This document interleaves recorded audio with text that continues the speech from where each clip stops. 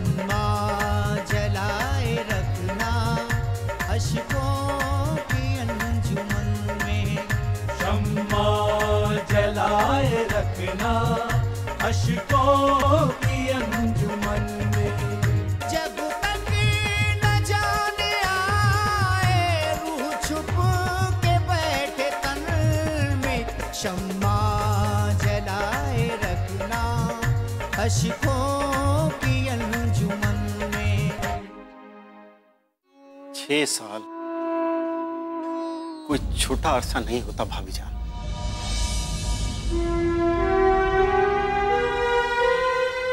मेरी बेटी सईदा 6 साल से अरशद का इंतजार कर रही है। मैं उन्हें समझा दूंगा कि मैं शहर सिर्फ वीकेंड के लिए जा रहा हूं। Don't worry about him, just get me out of here. जैसी तुम्हारी मर्जी। I am coming, I am coming.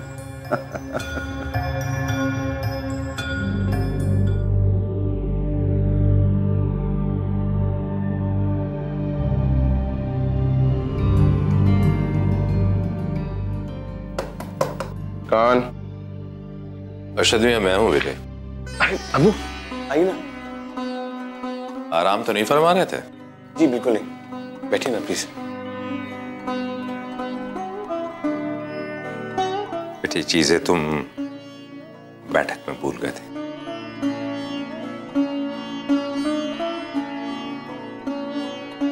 Abu इनका क्या करूंगा? आप क्यों मुझे जोकर बनाना चाहते हैं, वो भी इस आउटडेटेड अटायर में? बेटे हो सकता है कि चीजें आउटडेटेड हो, लेकिन ये अहमद साहब के जज्बे की गहराइयों से जुड़ी हुई है बेटे। दिल से दिया हो ना तुम्हें तोहफा, दिल से दिया हुआ तोहफा बेटा दिल से ही कबूल करते हैं। अबू ये तो जबरदस्ती का तोहफा है, पसंद हो या ना हो रखो। अच्छा बेटे एक बात बताओ, तुम तो डॉक्टर हो सकता है कोई मरीज तुम्हारे पास में आए, तुम उसे कड़वी दवाई पीने के लिए कहो, चाहे उसे अच्छा लगे या ना लगे। अबू वो इलाज का मामला है। तो बेटे ये रिवाज का मामला है। अहमद साहब बेटा सईदा के वालिद हैं, तुम्हारे होने वाले ससुर हैं। एक चीज और है बेटे, आदमी की पहचान और उसकी कद्र उसकी जुबान से होती है। मैंने उनसे बदजुबानी तो नहीं की। ये बात नहीं बेटे, मैंने अहमद साहब को जुबान दी थी तुम्हारे और सईदा के रिश्ते को लेकर। बेटे सईदा तो तुम्हें ही पसंद थी जाने के पहले। अबू जाने से पहले जो अरशद में था वो अब मैं नहीं। जिसका मतलब है कि आप शादी से इनकार कर रहे हैं। नहीं अबू, इन नए हालात में इन रिश्तों को नए सिरे से परखने का वक्त चाहिए बस। 6 साल से बड़ा वक्त क्या होगा बेटा उन्हें परखने के लिए? 6 साल से तुम्हारा इंतजार कर रहे हैं। अब अगर वो और इंतजार नहीं कर सकते तो वो मेरी तरफ से आजाद है किसी नए दरवाजे पे जाने के लिए। बेटे वो भिखारी नहीं है, माफ कीजिएगा, सईदा के साथ जगह जगह दरवाजों पे जाके भीख नहीं मांगे उसके रिश्ते के लिए। सईदा बेटे एक बहुत अच्छी लड़की है, बहुत ही माकूल और बहुत सही हम सफर तुम्हारे लिए साबित होगी। मैंने अब तक इसीलिए उनको रोक के रखा हुआ था। बेटे मेरी इज्जत का सवाल है। वो सवाल और जवाब में उलझने का वक्त नहीं है मेरे पास। फिलहाल मैं शहर जा रहा हूं। शहर? अरशद मियां बिना किसी से मशवरा किए हुए इतना बड़ा कदम आप कैसे उठा सकते हैं? बेटे सिर्फ 2 ही दिन तो हैं तुमको यहां पर आए हुए।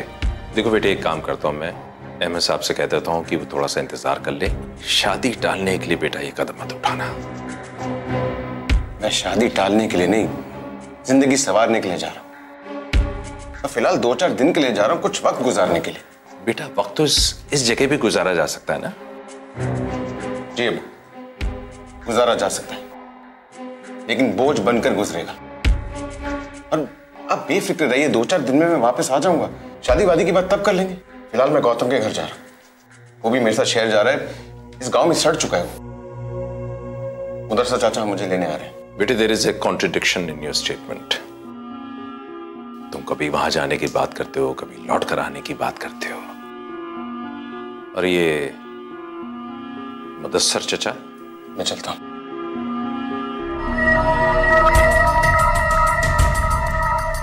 अल्लाह हाफिज अब्बू। बेटा दूध पी लो। नहीं अम्मी, अब्बू को दे दीजिए, उन्हें इसकी ज्यादा जरूरत है।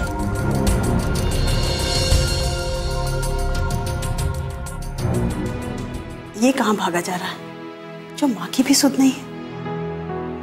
बेगम साहिबा अभी तो गौतम के घर गया, वैसे वो शहर की ओर भाग रहा। क्या मतलब?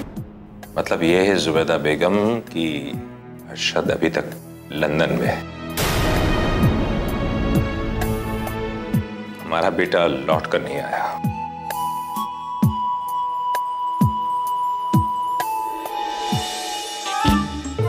हे भगवान बचा लिया। अरे खेत से काहे भाग गए? हम का तुम्हें कच्चा चबा जाएंगे हैं? अरे हम भाग के थोड़ी ना आए हैं। देखो क्या है कि तुम औरत जात हो, थोड़ा दूर रहा करो ना। अब खेत पे बापू देख लिए होते तो। अरे हमार शर्मीले राजकुमार, कहीं पिछले जन्म में तुम कोई लड़की वड़की तो नहीं थे ना कि पता चला तुम तो शादी के बाद हमारी किस्मत ही फूट जाए। नहीं नहीं ऐसी बात नहीं है। क्या है ना कि हम थोड़े से संस्कारी हैं, समझी? अच्छा। इसलिए तुमसे दूर रहते हैं। अब तो तनिक हमें प्यार से देखो।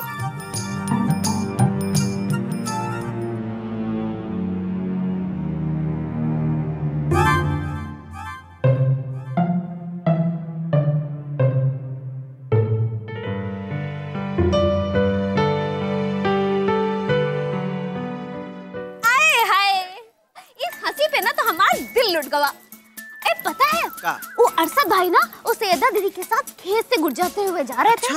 हाँ, और हमने अरशद भाई को कच्चा पहने हुए देखा। पगली, अरे कच्चा थोड़ी ना है, वो तो शहरी लोगों का निक्कर है।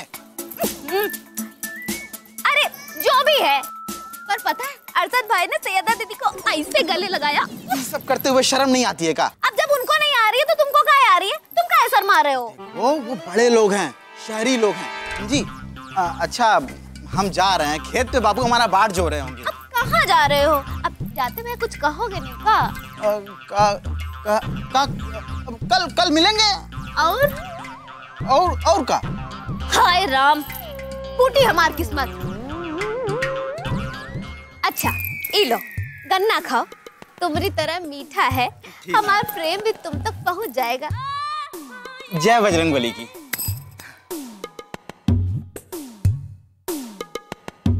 हाय राम, प्रभु जी भी ना का चीज बनाए हैं। आप समझ नहीं रहे सरपंच जी, आप अपने बारे में सोच रहे हैं, मैं गौतम के बारे में सोच रहा हूँ। वो यहाँ इस गांव में सड़ जाएगा। अरशद बेटा, 1 महीना का बाद गौतम का शादी है। वो हमारा अकेला बेटा है। खेत खलिहान का सारा काम भी वही देखा था, और अपना शादी का काफी काम उका ही देखना है। इसलिए उका यहाँ रहना बहुत जरूरी है। कुछ ही दिनों की तो बात है, हफ्ते भर में वापस आ जाएंगे। शादी से पहले थोड़ा शहर देख लेगा तो उसके लिए अच्छा ही रहेगा ना। अरे अरशद, तू यहाँ? सब ठीक? अरे कहाँ ठीक है बेटुआ, अरशद तो का शहर ले जाना चाहते हैं। क्यों? अरे घूमने के लिए, अगले हफ्ते वापस आ जाएंगे। सरपंच जी, ओ सरपंच जी। अरे कौन है? अरशद बेटा तुम बैठो, और हाँ गुड़ खाकर जाना, अपने ही खेत का पिराया हुआ है। अरे सुनती हो, अरशद के लिए गुड़ और पानी लेकर आओ, हम अभी आते हैं। बैठो बैठो, तुम बतियाओ, हम अभी आते हैं। देख गौतम, तू कहाँ इस जहन्नुम में सड़ रहा है? ये नर्क है नर्क। मैं सोचता हूँ तू भी शहर चल, जिंदगी बन जाएगी। कैसी बातें कर रहा है अरशद? मैं भला कैसे जा सकता हूँ? तू तो जानता ही है, मैं तेरे अब्बू के क्लिनिक में काम करता हूँ, अपने खेतों को देखता हूँ, और अपने बापू के काम में भी हाथ बटाता हूँ। मुश्किल है यार, मेरा निकलना तो कठिन है भाई। अरे गौतम, बापू के लिए वो सईदा है ना, और वो क्या बाहर का डॉक्टर भानुशाली। देख, अब्बू के क्लिनिक में वो बात रही नहीं, और हॉस्पिटल बनाने का आइडिया तो बिल्कुल फ्लॉप है। तुम मेरे बचपन के साथी हो, इसलिए चाहता हूं कि तुम्हारी जिंदगी भी बन जाए। मैं तो शहर जा रहा हूं, सब कुछ छोड़कर। बाद में सब लोग खुद आ जाएंगे। यहाँ ज्यादा दिन रह नहीं पाएंगे। देख, तू और मैं मुदस्सर अंकल के आलीशान बंगले में रहेंगे। सोच, गाड़ियां, दौलत, शोहरत सब हमारे कदम चूमेंगे। यार मेरे अगले महीने मेरी शादी है और उसकी सारी तैयारी मुझे ही करनी है। और गौरी, उसको तो तू जानता ही है, वो मुझे यहाँ से जाने नहीं देगी। तू पागल हो गया क्या? शादी करके पालतू कुत्ता बन जाएगा तू। अरे तेरी उम्र ही क्या है? दुनिया देखो, शादी तो बाद में भी हो सकती है। अब्बू भी चाहते थे कि मैं फौरन शादी कर लूं, लेकिन मैंने मना कर दिया। मना कर दिया? हाँ, मैंने कहा कि मुझे कुछ वक्त चाहिए। देख, शादी के बाद तो समझो जैसे कि इंसान की तो लग गई, और अगर बच्चे बच्चे हो गए ना तो सारी जिंदगी कुकड़ू को। अब हंस मत, सामान पैक करो, चल। लेकिन बापू, अभी निकल चल, बाद में समझा देंगे। यार बचपन में भी तेरी वजह से बहुत पिटा हूं, और तू जवानी में भी मेरी जान लेकर छोड़ेगा। तेरी जान पे आंच नहीं आने दूंगा मेरे दोस्त। तुम्हें पता है, लंदन से आने के बाद अगर मुझे कुछ पसंद है ना, तो वो है मेरा दोस्त। हाँ, चढ़ा दे सूली पर। तेरा तो कुछ नहीं होगा, मरूंगा तो मैं ही। अच्छा, बातें मत कर। गांव के बाहर वाली जो सड़क है ना, वहां मिलना है। और ज्यादा सामान पैक मत करना, वो शहर जाके ले लेंगे। बस आ जाना। मतलब पूरी तरह से बर्बाद करने के चक्कर में है तू? हाँ, चल यूं ही सही। अर्शद बेटा, गुड़। चाची, गौतम को खिला दे। मैं चलता हूं। ले बेटा।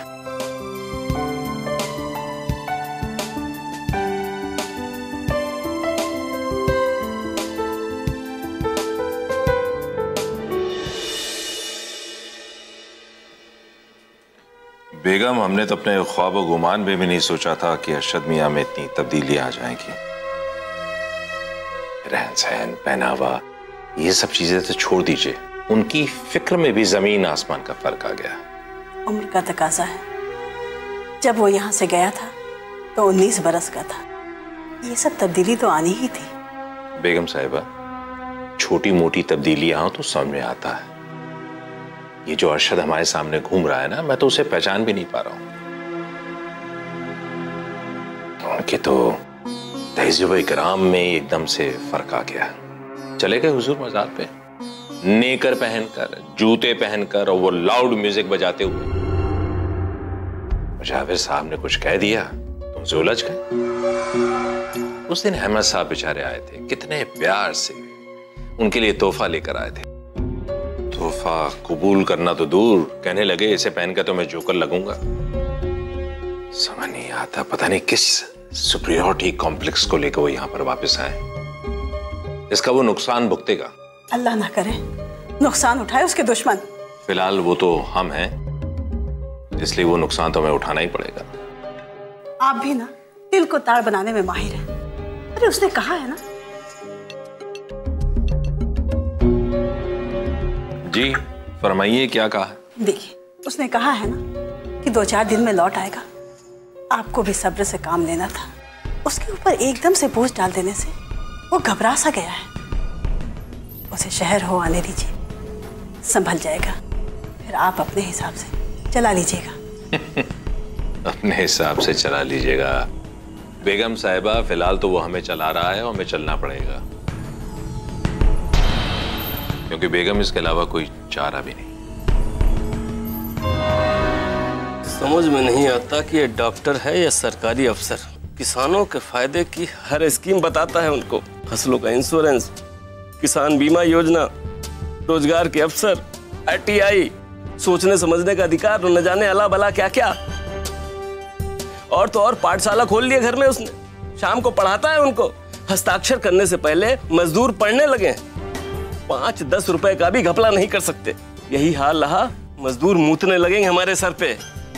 अरे सेठ जी, मेरे माथे का तो पहले ही भट्टा लगा दिया इसने।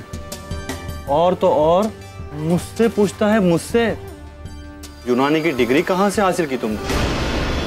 हाँ, मुझसे पूछता है। तो क्या तुम डॉक्टर नहीं हो? अरे नहीं नहीं सेठ जी, ऐसी बात नहीं है। वो असल में हमारे जो अब्बा थे उनके साथ हम बैठ जाया करते थे और बैठते बैठते ही हकीमिया बन गए। मतलब नीम हकीम। अब समझ में आया कि सेठानी को तुम्हारी दवाई से फायदा क्यों नहीं होता। नहीं नहीं नहीं सेठ जी, ऐसी बात नहीं है। वो दवा तो हम आपको बाहर से मंगवा के देते हैं, आप तो हमारे घर के आदमी हो। नहीं, तुमसे दवाई लेने से पहले तब सोचना पड़ेगा भाई। आप ये जो बोल रहे हो ना, ये उस डॉक्टर की जबान बोल रहे हो आप। अभी थोड़ी देर पहले तो आप उसको गालियां दे रहे थे। वो गालियां तुम्हारे लिए थीं, हमारे लिए नहीं। कल्लू आ गया। अबे कल्लू, तुझे बोला था कि रात के अंधेरे में आना। अगर किसी ने देख लिया तो बवाल हो जाएगा। मालिक, मैंने आपका नमक खाया है। मैं कोई भी काम ऐसा नहीं करता जिससे आप पे कोई आफत आ जाए। वो तो मालिक एक गर्मा गर्म खबर आई थी और दौड़कर मैं छिपते छिपाते आ गया। किसी ने नहीं देखा मालिक। क्या डॉक्टर उठ गया? मालिक, डॉक्टर तो नहीं उठा, पर उसका बिस्तर गुल होने वाला है। कैसे? पहलियां मत बुझा, सीधी सीधी बात कर, सीधी सीधी बात कर। मालिक, वो उसका बेटा है ना फिरंगी, वो गांव छोड़कर जा रहा है। मालिक, बाप बेटों में बहुत तू मैं हुई है और उस फिरंगी का इस गांव में बिल्कुल मन नहीं लगता, इसलिए गांव छोड़कर जा रहा है। और तो और उस बौले गौतम को भी साथ में लेके जा रहा है। अरे उसका चाचा है ना, वो मोटा चाचा शहर वाला, क्या नाम है उसका, मुदस्सर, वो आ रहा है उसको लेने। मालिक, जियो मेरे काली चरण, बड़ी अच्छी खबर सुनाई।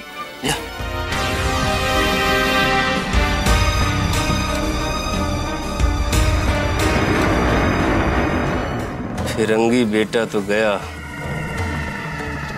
अब देसी बाप को भी जाना होगा। डॉक्टर साहब, तुम्हारा बिस्तर तो अब हम गोल कर ही देंगे। तुम्हें गांव छोड़ के जाना होगा। जरूर जाना होगा, जरूर जाना होगा।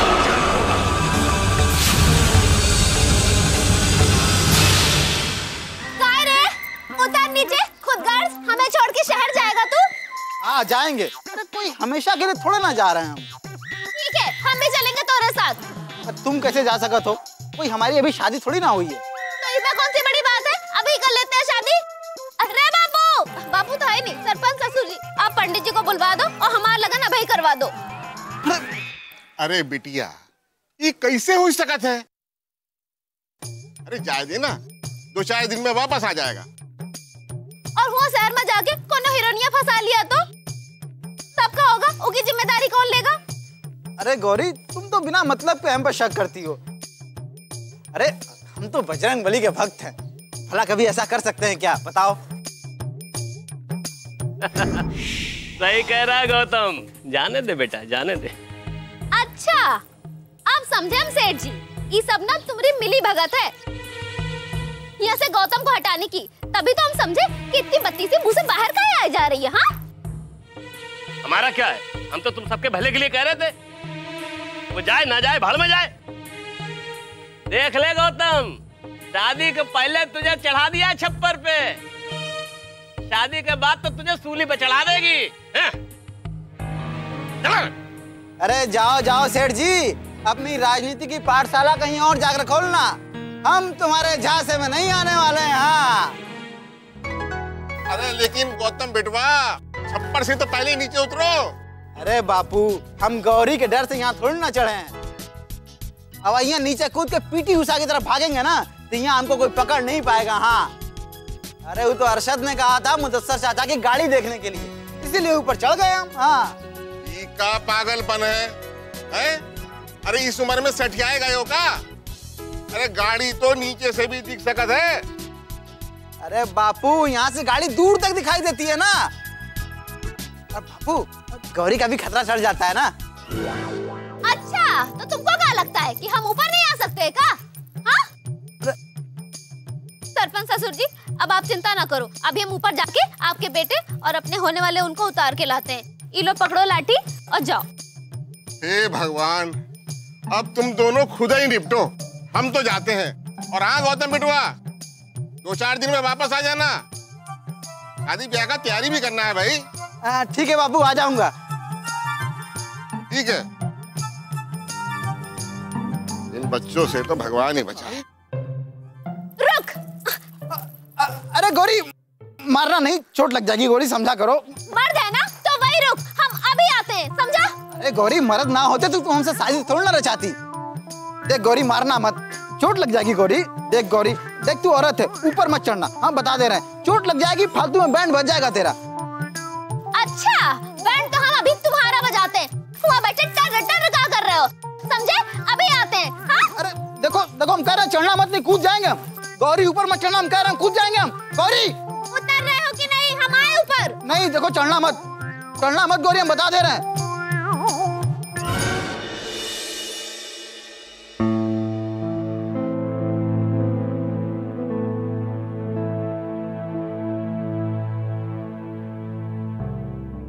अरशद, अगर आप बुरा न माने तो एक बात कह सकती हूँ? हाँ, अगर तुम मुझे रोक नहीं रही हो तो कुछ भी कह सकती हो। मैं क्यों आपको रोकूंगी? वैसे भी आपके आने से ऐसी कौन सी खुशी मिली है मुझे जो आप चले जाएंगे तो वो छिन जाएगी। मैं तो बस इतना कह रही हूँ कि अब्बू की सेहत अब उनका साथ नहीं देती। जानता हूँ, तुम हो ना उनके साथ, वक्त से उनको दवाई देती रहना। लेकिन अब्बू को आपकी जरूरत है अरशद, बहुत कमजोर हो गए हैं वो भी जानता हूँ। उनसे कहा है कि ज्यादा टेंशन ना लें और don't do any stressful job. अच्छा है, अब्बू को नसीहत दे रहे हैं, खुद को नहीं। अरशद, अब्बू अब अस्पताल और क्लिनिक एक साथ नहीं संभाल सकते। अब्बू से बात हुई, वो कह रहे थे कि कोई यंग आर्किटेक्ट है जावेद नाम का, अब वही उनकी मदद करेगा। Don't worry.